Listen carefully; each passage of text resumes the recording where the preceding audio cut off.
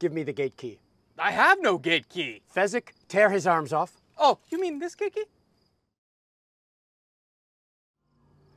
Hey everybody, thank you so much for joining us on the American Battlefield Trust channels here. I'm Garry Adelman, the Chief Historian at the Trust. I'm here with Aaron Rowland. He's Museum Technician at the awesome West Point Museum. And we really want to thank the Garrison and the West Point Museum for providing what I think I can call rare access here to Fort Putnam. Now, I just want to start before we hand it over to you, Aaron. You know, this idea is, you're talking about the 18th century. You want to defend a point, such as the Hudson River. Maybe you want to interdict the river. Maybe you want to provide a block against your enemy or something. So you decide to put a fortification at a place. In order to do that, you need men to work it. So a few hundred men of a regiment are going to come here and build the place. And then as you're building it, you realize, well, hold on, there are higher hills behind us. So in order to defend this place, you need to put fortifications on those hills as well. And then as time goes on, different weapons happen in different ranges, and then you need to make additional changes. So the history of a fort is inherently long over time and pretty cool stuff. But I think we want to get oriented as to what we're looking at and where we are here at West Point. So Aaron, take it away, man. All right, well, thank you, Garry.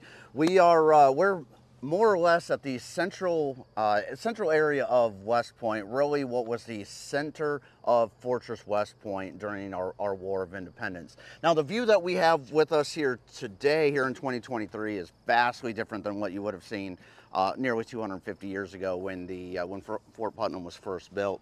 So you're looking off across what is arguably even better, more beautiful view than what you got to view down at Trophy Point. But when you're looking across here, you really get a good appreciation of why West Point, Fortress West Point, and the hills surrounding the area were of such importance. So as we're looking down here, you're looking down over essentially the plain, the cadet barracks and everything.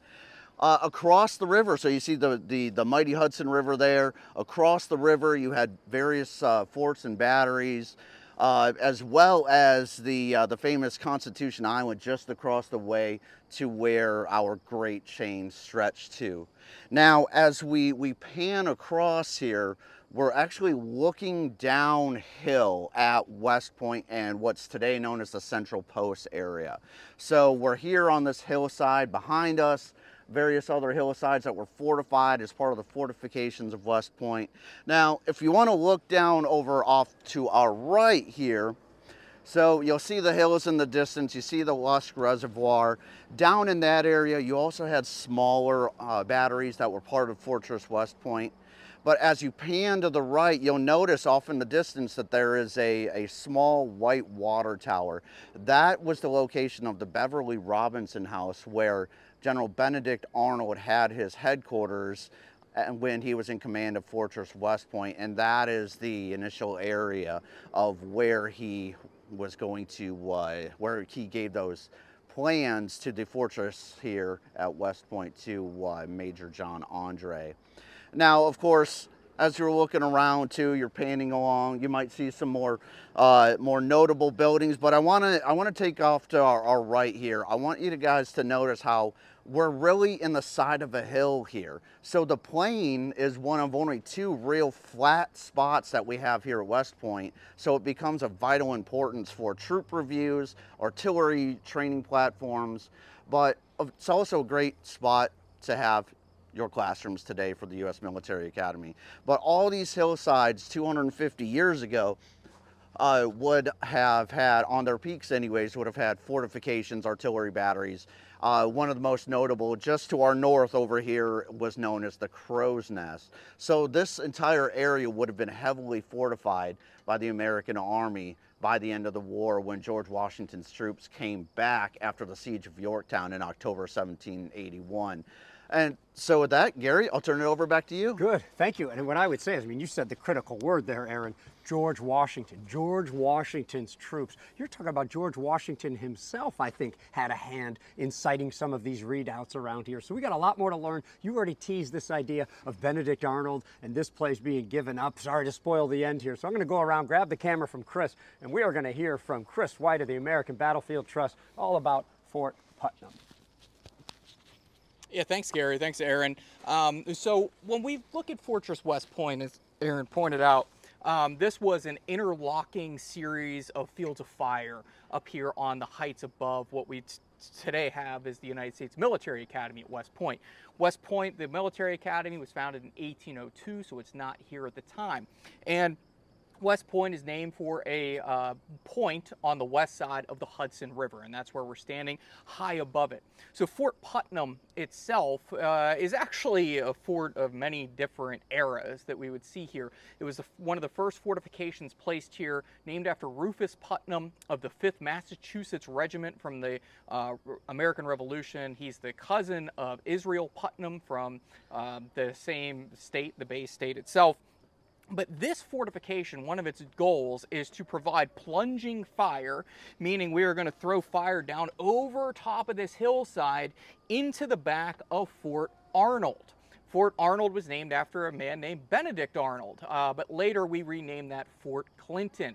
That would sit down in the Trophy Point area down below us. There'd be other batteries down along the riverfront. We'd have the Chain Battery down there. We'd have redoubts 7 and 8 across on Constitution Island, and many others like Fort Meigs that would have been around here. And we're going to start creating interlocking fields of fire. Now, to create these fortifications, we are going to bring over French engineers at first, and then perhaps one of the most famous Polish officers to serve in the United States Army up until World War II, whenever we start to look at Gabi Gabreski, who was a fighter pilot. But what we see out here, and squadron leader, and what we see out here is Tadeusz Kosciuszko. He's going to come up here. Some people call it Kosciuszko. In Poland, it's Kosciuszko is how you pronounce his name. But he comes over here. He's a person who's what we consider a freedom fighter. He wants to be part of this American Revolution. And eventually he'll go back to Europe and help to fight in some of the wars over in Poland. And he doesn't like this guy named Napoleon. But in the meantime, he's an engineer. He's going to help set up these fortifications around West Point. And the idea, again, interlocking fields of fire, utilizing this high ground. It's rocky, it's craggy, it's a tough place. So if the British will either come down from Canada or up from New York, West Point would be a blocking position on an S-bend in the river. In fact, whenever you start coming up and down the Hudson River, which at its deepest point is 202 feet deep, and it is a tidal river that goes up and down 3 to 5 feet per day, you can get British ships up here. But as you're coming around the S point here at West Point, you'd have to tack against the wind at times, and that would slow your ships down, and that would make it so that they could be hit by artillery fire, or they could run into the Great Chain. The Great Chain, which weighed 65 tons and spanned from West Point over to Constitution Island, was an obstruction that would be taken up every year whenever the ice flows would come down here and laid back out and to try to block any ships coming up and down here. To make a long story short, in 1777, let's fast forward to that point, we have an army under John Burgoyne moving out of Canada. He's going to come down the traditional Richelieu River down to the Lake Champlain, down towards Lake George, that invasion route.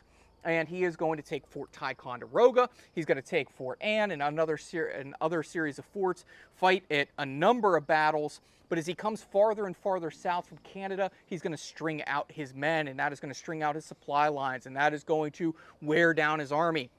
And eventually an army under Horatio Gates will move up to a place called Saratoga, and they will fight in September and October of 1777 when Burgoyne's army is cornered and it will surrender. And this is going to be a huge boon to the American cause. France will officially come in on their side of the American cause later on. Meantime, Henry Clinton, Sir Henry Clinton, the future commander of all British forces in North America, will move up out of New York City. He will threaten 12 miles south of West Point, a place called Stony Point, and then eventually come up towards Fort Montgomery, named after a Quebec hero, Richard Montgomery, killed there during the Battle of Quebec. And he will push up towards West Point, but never make it up to about where we are standing. So West Point never falls to the British in battle. And it stands between what was Burgoyne's army and then Clinton. Clinton, in the meantime, will fall back to New York City. They will use that as a base of operations after the British give up the colonial capital, or the American capital, of Philadelphia, which fell in September of 1777 to William Howe's army. And as Howe's army takes over Philadelphia, there'll be this occupation of Philadelphia from September of 1777 until June of 1778. Why is this important to us? Well, in the meantime, there are some loyalists living in Philadelphia, the Shippen family, and a lady named Peggy Shippen will be living there. And Peggy will get to know many of the officers, including a young man named John Andre. John Andre will eventually become the basically spy chief for Henry Clinton when he takes over the British armies here in North America. And she's gonna want to basically stay on the British side because her dad did pretty well with his mercantile business in Philadelphia. Well, William Howe decides he doesn't want to have any more to do with the American war. He's going to give up his command. He was the overall British commander here. The Brits are going to throw off this huge party called the Mischianza in Philadelphia. It was the biggest party in Philadelphia probably till they win the Super Bowl. And then Peggy Shippen comes downstairs. She's going to go out to the Mischianza, and Dad's like, nah, you ain't wearing that outside. Get back upstairs. And she's not allowed to go to the Mischianza. So some things don't change today with fathers and daughters. But eventually, the British Army will be turned over to Henry Clinton. Clinton will evacuate Philadelphia, and when he does so, he will move up towards New York, and he will establish his base there. Into Philadelphia will come back the Continental Army. And the governor, if you will, of Philadelphia, the military governor, will be a guy named Benedict Arnold. Arnold is a Connecticut native. His family at first was well-to-do, but then they lost most of their money. His dad fell into alcoholism. Most of his brothers and sisters died, except for his sister Hannah. He'll lose his mother at a young age. And Benedict Arnold will grow up with a chip on his shoulder. But he's a survivor, and he will eventually build his own mercantile business and apothecary in Connecticut and do fairly well for himself. When the American War of Independence comes around, he is going to go off and help take Fort Ticonderoga, even though Ethan Allen and the Green Mountain Boys gets most of the attention for that. He was there. When they go to try to take Quebec, he's the second in command there at Quebec and doesn't get the credit that Richard Montgomery does. Montgomery's killed and Arnold's wounded there. Arnold will eventually fall back, fight a battle called Valcour Island, fight at Saratoga, where he's technically second in command. So he's always coming in second to someone else. This is kind of a theme of his life. And there are some stories about how he goes out onto the battlefield at the Bremen Redoubt against orders and helps to lead the Americans to victory. He does do that. It's not exactly against orders. There's a brand new book about Saratoga that's fantastic that I encourage you to read, and the author talks about him sitting there with Horatio Gates. Something's going on over there, so Arnold rides off and into infamy. He's wounded in the leg, doesn't lose that leg, but it's going to take a while for Arnold to convalesce. Washington needs something to do with him. Washington likes Benedict Arnold. He's the best combat officer in his army outside of Daniel Morgan. So he sends him to Philadelphia. He's the wartime governor there, or at least the military governor after the British leave. But there's suggestions of corruption and that he's taking bribes and skimming off the top of different things, and people don't like Arnold very much. And while he's there, he starts to fall in love with a young lady named Peggy Shippen. The two of them are married, and he will eventually start to sour on the American cause because these locals down there in Philadelphia have him court-martialed for his treachery, if you will, for skimming off the top, and he's angry. Washington loves Arnold. He wants to find Arnold a command, and ironically, he wants to make him his second or third in command of the Continental Army, but he can't do it yet because there's too many layers of politics in the Army. And eventually, Arnold decides to ask for this post here. Philip Schuyler, you might know him from the Hamilton, the Schuyler sisters from the Hamilton musical. He's going to say, I want to give up my post here. Schuyler's never in great health. He wants to give up his command, and Arnold asks for West Point. He looks at it as the key to North America. As the British start to focus on the southern theater of this war, Arnold thinks that he can come up here to West Point. He can literally sell West Point to the British, order all of the men out of the fortifications, let Clinton come up here and take them for the grand total of 30,000 British sterling pounds, which today would be about $4.5 million. And so it's a big chunk of change. And then, of course, he wants to become a commander in the British Army. Well, Clinton likes this idea, doesn't know if he can trust Arnold. There's some intermediaries that come back and forth, but eventually he will send John Andre up here on the aptly named ship, the Vulture, and two of them Arnold and Andre will meet. Unfortunately for Andre, the meeting goes a little long. Some Americans see the Vulture sitting out in the middle of the Hudson River, and they start to fire on the ship. And the ship pulls away without Andre being able to get back on the ship. He starts riding back towards British lines when he is stopped by some Continental soldiers. And they look at this poor dirt farmer, and they notice his boots and how shiny they are and how nice they are. And that gives it away that this guy, there's something amiss. He's eventually taken in front of Benjamin Talmadge, who helps to run the Culper spy ring for Washington, and they realize there's something really amiss now.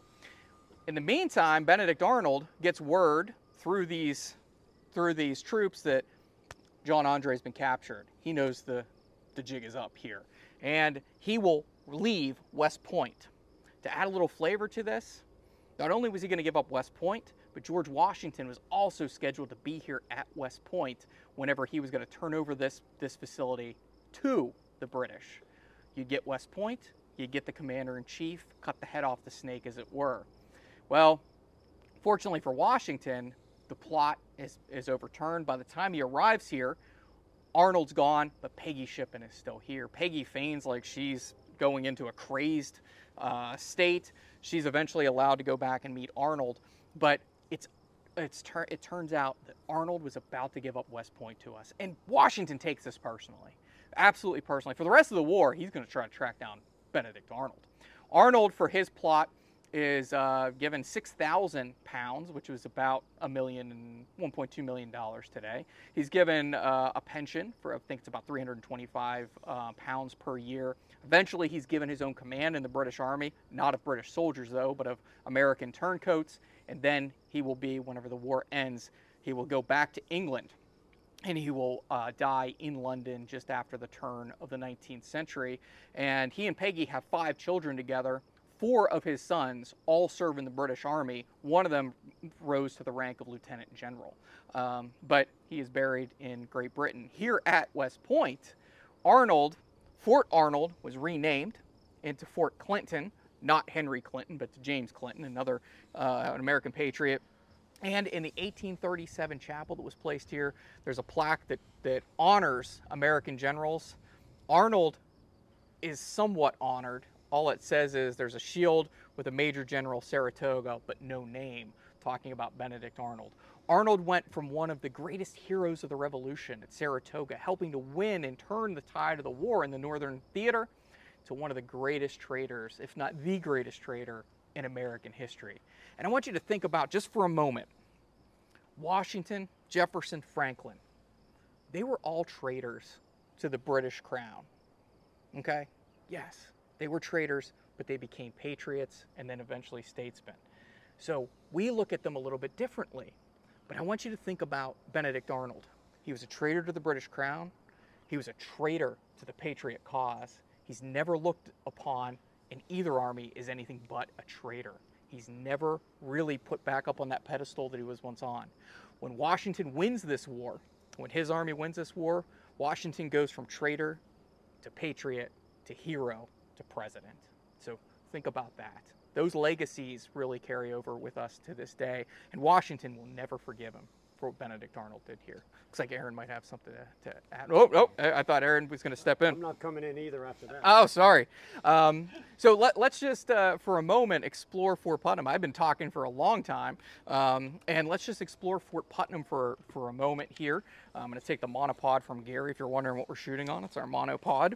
But to give you an idea, we have down below us Michie Stadium. And if you notice, my favorite thing about the stadium is the national champions from 1944, 45, and 46. While the Army is helping to win World War II, they're also winning the national championships in football. Think about that.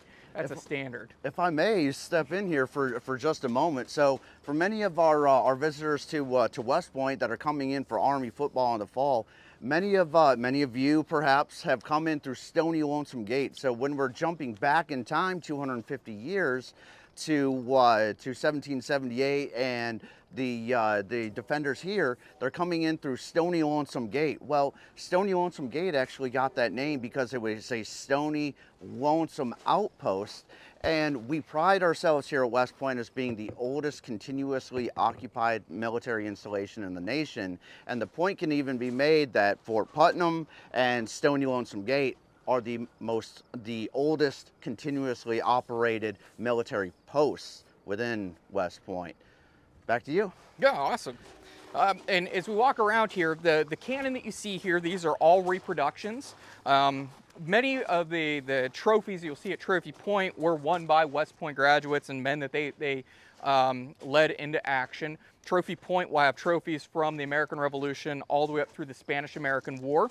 The rest of the trophies going into the 20th and 21st centuries are in Aaron's facility over at the the West Point Museum, which is just past a stadium over there. But these guns were given to West Point by one of the graduating classes. I think it's 54 if I'm remembering correctly.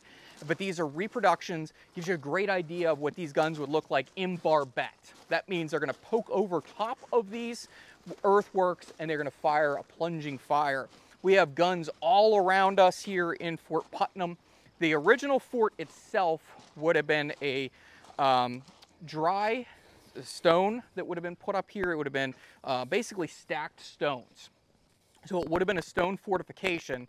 But during the centennial of the founding of West Point, they're actually going to put mortar in here. So this is today the wet mortar that they would have used in here. But at the time, these would have just been stacked up. They would have created a foundation, dug out the foundation, brought stones in from around where we are, stack them up, let gravity do the rest. Now, there are other fortifications around the area that the Friends of the American Revolution at West Point are helping to restore, and they're putting them back in the dry stack formation. If you ever go to Fredericksburg and you see the reproduction of the stone wall there, that's a dry stacked wall. So it's just basically gravity doing the work there.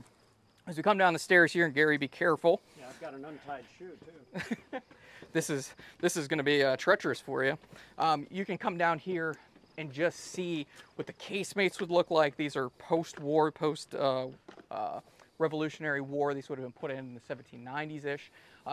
And this gives you an idea also just how substantial this fort was. You could see the rock formations off to the right-hand side here. That gives you an idea of how this is cut into the hillside. And this would have been a very formidable position to have to try and take. The British never do take this. There's not a battle at West Point. There are a few to the south of us. There's a battle, two actually battles at Stony Point. There'll be a battle at Fort Montgomery to the south of us.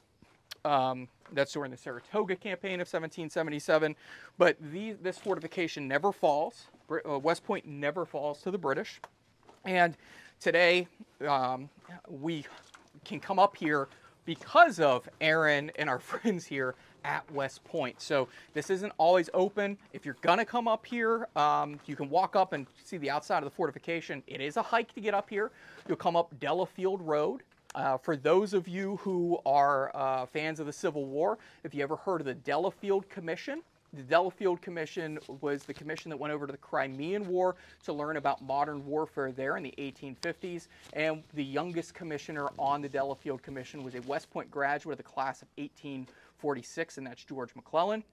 I believe Richard Delafield was a class of 1818 or 1816. I'm trying to remember off the top of my head. So those three panels go over there, three men on that panel. They are going to submit to the Secretary of War, who I believe at the time was Jefferson Davis, a West Point graduate of the class of 1828, their findings, and that will eventually go on to Congress. So Delafield Road brings you up here. You walk up to Fort Putnam, named after Rufus Putnam of the 5th Massachusetts. You get an opportunity to see one of these fortifications that would have made West Point one of the most fortified positions in all of North America during the American Revolution. And let me just stress here that you can't just come up and walk up here. First of all, you need permission to come onto the post in the first place. And then you need that rare moment where you know somebody here, or you're here for a special occasion or a tour. So for now, I suspect this video might have to satisfy most of you. I hope that that's not the case and you do get to come here, but don't just show up. You'll probably end up disappointed, and the locks are pretty strong. Now, luckily, Aaron, we want to thank you for opening up one of these here. You won't be able to see too much, especially until we're in. Let's see what Kris, oh, the lighting looks pretty good there. This is one of the casemates. You could, preserve your ammunition, you could preserve your powder, you could preserve human life if need be in something like that. There is some ventilation. You can even see it here. I was tempted to quote some Star Wars there, but I didn't. I don't know if anybody else is thinking it, but anything else to add, anybody else? They've gone in the ventilation shafts. Thank you very much, Kris White. That's episode 1. Not often quoted, I think. And with that, I think we are done. Everybody, thank you so much for watching. Thanks so much to the West Point Museum and the West Point Post in general for allowing us this rare moment. This is so cool to be up here and just to experience a little bit more of our Revolution history and giving me an excuse to wear my Rev hat that I just don't get to wear. I've had it for 3 years and it still looks kind of new, so I think we need to do some more Rev on video. To Kris behind and in front of the camera, to Aaron for helping us out, to all you for watching. I can't thank you enough for your support of battlefield preservation and for helping us to preserve not only the physical history, but the stories, the accounts, and the telling of the tales of our past that will help to perpetuate our democracy.